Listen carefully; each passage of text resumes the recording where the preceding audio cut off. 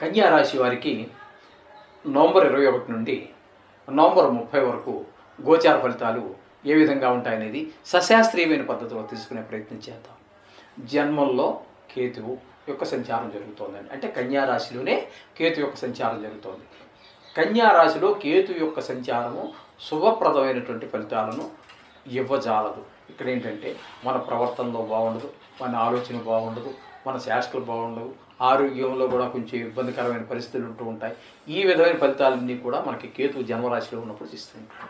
ఇకపోతే తృతీయ స్థానంలో రవి బుధులు ఇద్దరు సంచారం చేస్తూ ఉన్నారు. రవి 3వ స్థానంలో మంచి శుభకరమైనటువంటి ఫలితాలన్నీ మనకి ఇస్తూ ఉంటాడు.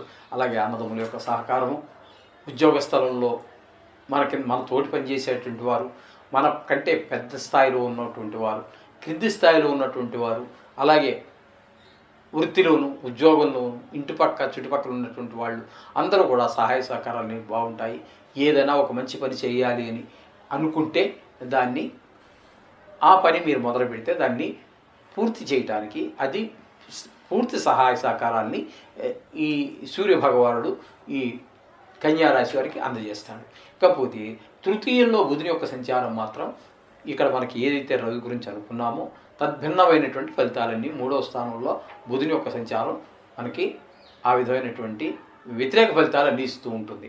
అంటే ఎవరి యొక్క సహాయ సహకారాలు అందకపోవటము, అలాగే మనకి వ్యాపారంలో కొంచెం ముందుకు పోలేకపోవటము, కొంచెము ఆర్థికంగా కొంచెము వ్యాపారం సరిగా జరిగితేనే కదండి మనకి కొంచెం ఆదాయం పెరగటం అవన్నీ జరుగుతూ ఉంటాయి.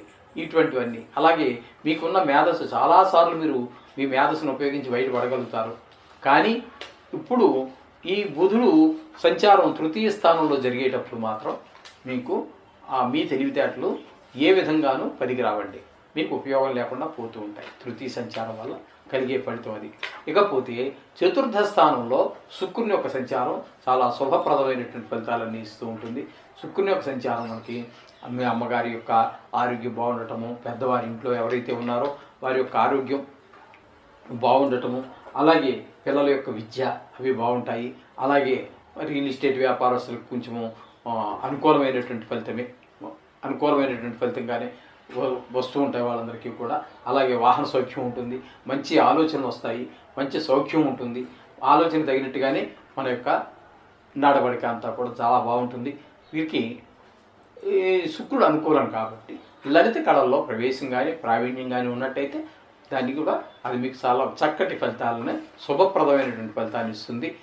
మంచి పేరు ప్రఖ్యాతులు ఇచ్చే అవకాశం మనకి శుక్రుడు యొక్క చతుర్థ స్థాన సంచారం వల్ల జరుగుతూ ఉంటుంది. ఇకపోతే షష్టమ స్థానంలో శని యొక్క సంచారం కనిపిస్తోందండి. షష్టమ స్థానంలో శని యొక్క సంచారము శుభప్రదమైనటువంటి ఫలితాలన్నీ ఇస్తూ ఉంటుంది. 6వ స్థానం కాబట్టి మీకు ఏదైనా రుణాల కోసం ప్రయత్నం చేస్తున్నారు, బ్యాంకు ద్వారా కానీ ప్రైవేటు ఫైనాన్స్ సంస్థల ద్వారా కావచ్చు, లేదా ప్రైవేటు వ్యక్తుల దగ్గర కానీ మీరు ప్రయత్నం చేస్తున్నట్టయితే మీ ప్రయత్నం ఫలిస్తుంది, అందులో సందేహం లేదు. అలాగే ఇప్పటివరకు మీకు శత్రువులుగా ఉన్నటువంటి వాళ్ళు ఎవరైనా ఉన్నట్టయితే వారందరూ మంచి మిత్రులుగా మారేటువంటి అవకాశం కూడా కనబడుతూ ఉంటుంది. అలాగే మీకు ఉన్నటువంటి కొంచెం ఇప్పటి వరకు ఏవేవో అది అందుతుందా, ఆ డబ్బులు అందుతాయా, వీటి నుంచి బయటపడగలుగుతామా, ఈ సమస్య నుంచి బయటపడగలమా అనేటటువంటి విచారం ఏదైనా ఉన్నట్టయితే వాటన్నిటి నుంచి కూడా అధిగమించగలుగుతారు. తప్పకుండా వాటి నుంచి బయటపడతారు. అలాగే మంచి పేరు కూడా మీకు మంచి వచ్చేటువంటి అవకాశం ఉంటుంది. ఈ విధమైన ఫలితాలన్నీ మీకు 6వ స్థానంలో శని యొక్క సంచారం వల్ల మీకు కలుగుతూ ఉన్నాయి. ఇంకా 7వ స్థానంలో రాహు యొక్క సంచారం జరుగుతోందండి. రాహు యొక్క సంచారం 7వ స్థానంలో మంచి ఫలితం ఉంది ఇవ్వజాలడు. 7వ స్థానంలో ఉండటం వల్ల ముఖ్యంగా భార్యాభర్తల మధ్యన మాట బొసగకపోవటము, అది భాగస్వామ్యంలో కనుక వ్యాపారం చేసుకున్నట్టయితే వారి మధ్యన కూడా కొంచెం అభిప్రాయ భేదాలు రావటము, వీరి అభిప్రాయం వేరుగా వారి అభిప్రాయం వేరుగా ఉండడము, తద్వారా కొంచెం ఇబ్బందికరమైన పరిస్థితి. తర్వాత చదువుకోకపోవచ్చు, అది వేరే విషయం. ఈ రోజుల్లో ఈ రాహు కనుక మనకి 7వ స్థానంలో నడిచేటటువంటి పరిస్థితిలో సంచరించే కాలంలో కొంచెం ఇబ్బందికరమైన పరిస్థితులే ఉంటాయి. ఇకపోతే గురువు యొక్క సంచారం అని చెప్పుకోవాలి అంటే నిజానికి ఆయన ఉన్నటువంటి భాగ్యస్థానమే కానీ వక్రగతిలో ఉన్న కారణంగా అష్టమ స్థానంలో గురువు ఉన్నట్టుగా చెప్పుకోవాలి. ఇంకొక రకంగా చెప్పాలంటే గురు బలం లేనట్టుగానే మనం చెప్పుకోవాలి. ఇక్కడ ఏంటంటే ఇక్కడ మనకి గురువు యొక్క సంచారం వల్ల ఆదాయం తగ్గిపోవడము, దుఃఖం రావటము, ఇట్లాంటివన్నీ కూడా మనకి ధన నష్టం, కొంచెం వారితో వీరితో కొంచెం మాట వచ్చి కలహాలకు దారి తీయటం, కొన్ని సందర్భాల్లో అవమానాలు పొందటము, ఇలాంటివన్నీ కూడా అష్టమ స్థానంలో గురువు యొక్క సంచారం వల్ల జరుగుతూ ఉంటుంది. కొన్ని సందర్భాల్లో కొంచెం దుర్వార్తలు కూడా వినే అవకాశం మనకి గోచరిస్తూ ఉంటుంది. ఇకపోతే ఏకాదశ స్థానంలో కుజుని యొక్క సంచారం మాత్రం చాలా చక్కటి ఫలితాలన్నీ ఇస్తుంటుంది.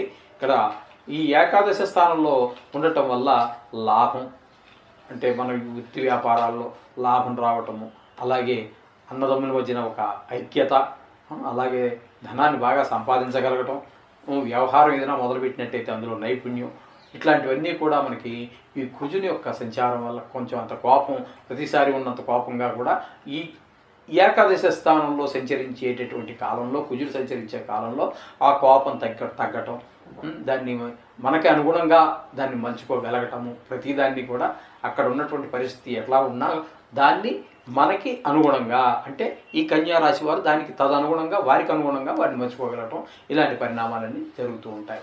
ఈ విధమైన ఫలితాలన్నీ కూడా నవగ్రహాలు కలుగుతూ ఉంటాయి.